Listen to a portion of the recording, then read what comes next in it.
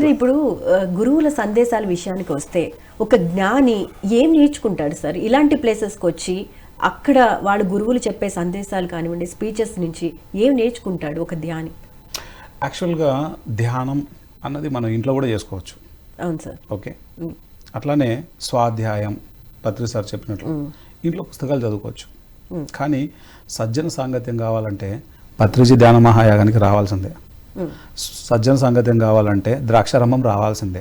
అలానే గురు సాంగత్యం, గురువులతో సాంగత్యం కావాలి అంటే కనుక మనం టీవీలో కూర్చొని కూడా చూడొచ్చు, ఇంట్లో కూర్చొని టీవీలో చూడొచ్చు.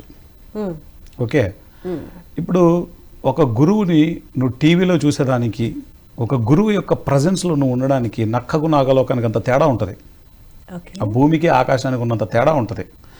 వారి యొక్క ప్రజెన్స్ మనము ఎన్నింటినో మనం గోత్రు అవుతాం, వాళ్ళ ప్రజెన్స్లో మనం ఎన్నింటినో మనము అనుభూతి చెందుతాం. సో పత్రిజీ ధ్యాన మహాయాగంలో మనం ఎంతోమంది గురువులను కలిసాం. ఆ గురువుల్ని కలిసినప్పుడు మనం పొందిన అనుభూతి అంటే మనకు తెలుసు. అంటే అనుభూతి చెందితే కానీ ఆ అనుభవం మనకు అర్థం కాదు. అట్లానే ద్రాక్షారామంలో కూడా అద్భుతమైనటువంటి గురువులు వస్తున్నారు. ఉదాహరణకు మన శ్రీపాద శ్రీవల్లభ పిఠాపురం, అక్కడి నుంచి ఆ స్వామీజీ వారు వస్తారు. అలానే రాజరాజేశ్వర స్వామీజీ వస్తున్నారు. అలానే మన హరేరామ శర్మ కాశీలో వచ్చారు. ఆయన మన పిరమిడ్ మాస్టర్ అండ్ ఒక గొప్ప ఆధ్యాత్మిక సాధన పునికి పుచ్చుకున్నటువంటి మహాయోగి హరిహర శర్మ గారు. సో ఆయన వస్తున్నారు. సో అంటే గురువులకి వాళ్ళకు ఉన్నటువంటి తపశక్తి అంతా కూడాను వాళ్ళ ప్రజెన్స్లో మనం ఉన్నప్పుడు మనం ఎంతో అద్భుతంగా ఎన్నో విషయాలని గోత్రు అవుతాం. అందుకే గురువు యొక్క ప్రజెన్స్లో మనం ఎప్పుడు ఉండాలి. అందుకే మన భారతదేశంలో గురువులకు అగ్రపీఠం వేయబడింది, పెద్దపీఠం వేయబడింది. సో ఈ ద్రాక్షారామంలో గురు సాంగత్యం అన్నది విశేషంగా జరుగుతుంది. కాబట్టి ప్రతి ఒక్కళ్ళు ముఖ్యంగా తూర్పుగోదావరి పశ్చిమ గోదావరి మాస్టర్లు చేసుకున్న అదృష్టం చెప్పుకోవచ్చు. మొదటి యజ్ఞం వాళ్ళకే పడింది. So all over the India నుంచి రావచ్చు. చెన్నై నుంచి వస్తున్నారు మాస్టర్లు, కర్ణాటక నుంచి వస్తున్నారు మాస్టర్లు.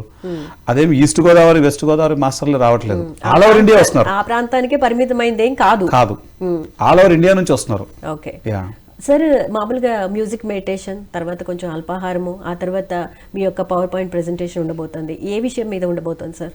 ఎట్లాంటి విషయాలు? నాకు థియరీ చెప్పడం ఎంత ఇంపార్టెంటో ప్రాక్టికల్స్ చేయించడం కూడా అంతే ఇంపార్టెంట్గా ఎప్పుడు నేను ఫీల్ అవుతుంటాను. ఓకే, సో థియరీ ప్రాక్టికల్స్ రెండు ఉంటాయి అన్నమాట దాంట్లో. ప్రతిసారి ఇప్పుడు లాస్ట్ టైం శివోహం ప్రోగ్రాంలో చేసాం కొన్ని. సో అన్ని చేయడానికి వీలు అవ్వలేదు, అక్కడ టైం పర్మిట్ చేయలేదు, ఎన్నో రకాల ప్రోగ్రామ్స్ ఉన్నాయి. సో ఎన్నో కార్యక్రమాలని ఆల్రెడీ మనం డిజైన్ చేసి ఉంచాం. సో ఒక్కొక్క ప్లేస్లో కొన్ని మనం చేయించుకుంటే వెళ్తాం కాన్సెప్ట్స్ అన్ని. ఈసారి కొత్త కాన్సెప్ట్స్ అన్ని చాలా అద్భుతంగా ఉంటాయి. ఓకే, అవి మిస్ అవ్వకూడదంటే ఖచ్చితంగా ద్రాక్షారామం రావాల్సింది ఈ 3 రోజులు 12. ఇంకొకటి, ఈ కార్యక్రమాన్ని చూసే వాళ్ళు కూడా గుర్తుపెట్టుకోవాలి. ఏముంది పిఎంసీ ఉంది కదా టీవీలో చూస్తామని అనుకోవద్దు ఎవరు కూడాను. ఎప్పుడు కూడా ఒక ప్రోగ్రాంలో ఫిజికల్ ప్రజెన్స్ చాలా ఇంపార్టెంట్. ఉదాహరణకు పత్రిజీ ధ్యాన మహాయాగానికి మనం రాకుండా టీవీలో చూడడం వేరు, వచ్చి అన్నింటిని అనుభూతి చెందడం వేరు. అక్కడ ఉన్న భోజనం తినడం వేరు, అక్కడ అన్ని వేల మందిలో ధ్యానం చేయడం వేరు, ఆ పిరమిడ్లో వెళ్ళి అన్ని వందల మంది మధ్యలో కూర్చొని ధ్యానం చేయడం వేరు. ఫిజికల్ ప్రజెన్స్లో మనం పొందే అనుభూతి వేరు, టీవీ చూస్తే వచ్చే అనుభూతి వేరు. దీనికి చాలా తేడా ఉంటుంది. కాబట్టి ద్రాక్షారామంకి ఈ ఆపర్చునిటీ అస్సలు వదలొద్దు. మామూలుగా బయట వాళ్ళు ఏం చేస్తారంటే కొన్ని లక్షల రూపాయలు ఛార్జ్ చేస్తారు. ఏదైనా ఒక ప్రోగ్రామ్కి అటెండ్ అవ్వాలంటే వేల రూపాయలు లక్షల రూపాయలు ఛార్జ్ చేస్తారు. మనము పత్రి సార్ యొక్క పుణ్యమా అని చెప్పి ఎక్కడ సింగిల్ ఎంపీ ఛార్జ్ చేసేది ఉండదు.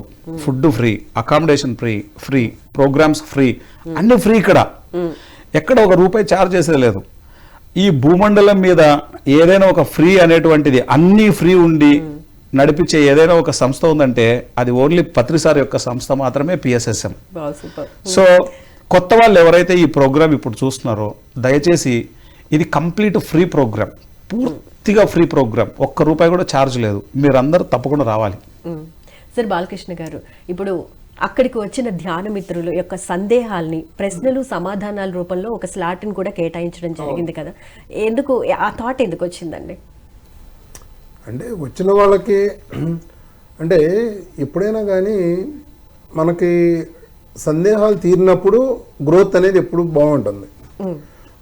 సీనియర్ మాస్టర్స్ అక్కడికి వచ్చినప్పుడు వాళ్ళతో డైరెక్ట్గా వాళ్ళు ఇంటరాక్ట్ అయ్యి వాళ్ళకున్న డౌట్స్ క్లారిఫై చేసుకున్నప్పుడు వాళ్ళు ఎదుగుదల అనేది బాగుంటుంది. కాబట్టి ఆ విధంగా డిజైన్ చేయడం జరిగింది. ఎందుకంటే కొన్ని సందర్భాల్లో నేను కూడా విన్నాను, మాకు మెడిటేషన్ సరిగ్గా కుదరట్లేదు, లేకపోతే ఎంతసేపు చేసినా మేము శూన్య స్థితిలోకి వెళ్ళట్లేదు, ఇట్లాంటివి మేము అడగాలి అన్నా మాకు అక్కడ ఉన్న పిరమిడ్ మాస్టర్సే తప్ప ఇంకా మేము డీప్గా వాళ్ళు ట్రావెల్ అయిన మాస్టర్స్ని కానీ గ్రేట్ పిరమిడ్ మాస్టర్స్ని కానీ మేము కలవలేకపోతున్నాము, వాళ్ళతో డైరెక్ట్గా కాంటాక్ట్ అవ్వలేకపోతున్నాము అని చెప్పి చాలామంది అడుగుతూ ఉంటారు కదా, వాళ్ళకి ఇది ఒక అవకాశమా?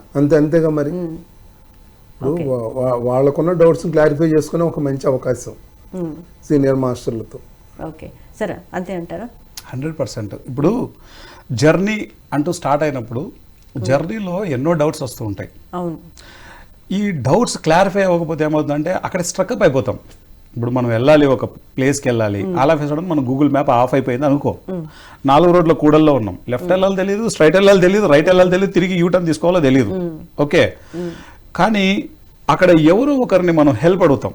సేమ్ ఇది కూడా అలాంటిదే. ఒక ధ్యాన ప్రయాణం జరుగుతున్నప్పుడు ఆల్రెడీ ఆ ధ్యానంలో విశేషమైనటువంటి అనుభవం పుణికిపుచ్చుకున్నటువంటి ఒక మాస్టర్ని వీరి యొక్క డౌట్ ని క్లారిఫై చేసుకోవడం ద్వారా అక్కడ స్ట్రక్అప్ అయిపోయిన వ్యక్తి ముందుకు జర్నీ చేస్తాడు. అవును సార్, ఆ ఆలోచన రావటం నాకు చాలా హ్యాపీ అనిపించింది. యాక్చువల్గా అప్పటికప్పుడు అనిపించింది, చేసేసాం అట్లా. నిజంగా చాలా గొప్ప విషయం అండి. ఎందుకంటే చాలా మందికి డౌట్స్ ఉంటాయి, ఎవరిని అడగాలో ఎలా అప్రోచ్ అవ్వాలో కూడా తెలియదు. అట్లాంటిది ఇంత గ్రేట్ పిరమిడ్ మాస్టర్స్ ఎక్స్ప్లెయిన్ చేస్తారు అంటే నిజంగా వాళ్ళు ఖచ్చితంగా ఈ అవకాశాన్ని మాత్రం ద్రాక్షారామం వెళ్ళి ఉపయోగించుకోవాల్సిందే. అండ్ సార్, అక్కడికి వచ్చే వాళ్ళకి అకామిడేషన్ విషయంలో ఎటువంటి జాగ్రత్తలు తీసుకుంటున్నారు సార్? 3 days ఉండాలి కదా వాళ్ళు. గుప్తా గారు అంటేనే హాస్పిటాలిటీకి అతిథి దేవోభవ అనే దానికి ఆ గుప్తా గారు, అన్నపూర్ణ గారు ఒక రోల్ మోడల్స్ అనమాట. అసలు దేని గురించి ఆలోచించాల్సిన అవసరమే లేదు. వాళ్ళకి సేవ చేయడం అంటే అదొక ప్యాషన్, వాళ్ళు తబ్బిబ్బు అయిపోతూ ఉంటారు. మనం పత్రిజీ ధ్యాన మహాయాగంలో కూడా చూస్తే ఎప్పుడు ఆ భోజనాల దగ్గరే ఉంటారు వాళ్ళు. వాళ్ళకి సేవ చేయడం అన్నది వాళ్ళ యొక్క ఒక్కొక్క మనిషికి ఒక్కొక్కటి ఉంటుంది. కొంతమందికి యాంకరింగ్ చేయడం ఇష్టం, కొంతమందికి వినడం ఇష్టం, కొంతమందికి సేవ చేయడం ఇష్టం. అట్లా ఒక్కొక్కరికి ఒక్కొక్క ప్యాషన్ ఉంటుంది. వాళ్ళంటేనే సేవ. గుప్తా గారు, అన్నపూర్ణ గారు అంటేనే సేవ. ఆ సేవ కూడా ఆషమాషిగా చేయాలనుకోరు వాళ్ళు, అది ఒక నెక్స్ట్ లెవెల్లో చేయాలనుకుంటారు వాళ్ళు. అంటే వాళ్ళు సేవ చేయడంలో తృప్తి పొందుతూ ఉంటారు. అకామిడేషన్ కానీ, ఫుడ్ కానీ, ప్రోగ్రామ్స్ కానీ ఎక్కడ కాంప్రమైజ్ అవ్వలేదు వాళ్ళు. ప్రతి ప్లేస్లో, ప్రతి విషయంలో చాలా కేర్ తీసుకున్నారు ఇద్దరు. సో ఈసారి చాలా అద్భుతంగా జరగబోతుంది. అండ్ ఈ ప్రోగ్రామ్కి ముఖ్యంగా మనం ఇంకొకటి ఏం చెప్పుకోవాలంటే, మన రాజమండ్రి పిరమిడ్ హౌస్ మాస్టర్ మూర్తి గారు, తర్వాత కేశవరాజు గారు, గొల్లల మావిడాడ వీరలక్ష్మి గారు, ఇలా ఎంతోమంది పిరమిడ్ మాస్టర్లు ఈస్ట్ గోదావరి, వెస్ట్ గోదావరి మొత్తం అన్ని ప్లేసెస్ తిరిగి ఇన్వైట్ చేస్తున్నారు ఈ కార్యక్రమానికి. చాలా అద్భుతంగా సేవ చేస్తున్నారు. ఈ సందర్భంగా వారికి ఎన్నో కృతజ్ఞతలు. ఈ కార్యక్రమాన్ని ఆయన అంత అద్భుతంగా ప్లాన్ చేశారు చూడండి. ఒకవైపు ఇక్కడ ఇవన్నీ చేస్తూనే ఇంకోవైపు మొత్తం ప్రచారం అంతా మొదలు పెట్టారు ఆయన ఏదైనా చేశారు అంటే కనుక అంత పకడ్బందీ ప్లాన్ తో చేస్తారనమాట. సో దగ్గరకు వచ్చేసింది కాబట్టి ఆల్మోస్ట్ వర్క్స్ అన్ని కూడా కంప్లీట్ అయిపోయి రీసెంట్ గా మన కెమెరామ్యాన్ ని ఆయన పిలిపించేసుకొని మొత్తం చేశారుగా. ప్రోగ్రామ్స్ అన్ని రోజు టెలికాస్ట్ అవుతూనే ఉన్నాయి. ఎక్కడ కాంప్రమైజ్ గారు అద్భుతంగా చేస్తారు. అకామిడేషన్ కానీ, ఫుడ్ కానీ, ప్రోగ్రామ్స్ కానీ, డొనేషన్స్ కలెక్ట్ చేయడము అట్లాంటిది ఏదైనా ఉందా? మరి చాలా మందికి క్లారిటీ ఉండదు ఈ విషయంలో, ఎట్లా సార్? 100% ఎవరైనా చేసే వాళ్ళు ఉంటే కనుక లక్షణంగా చేయొచ్చు.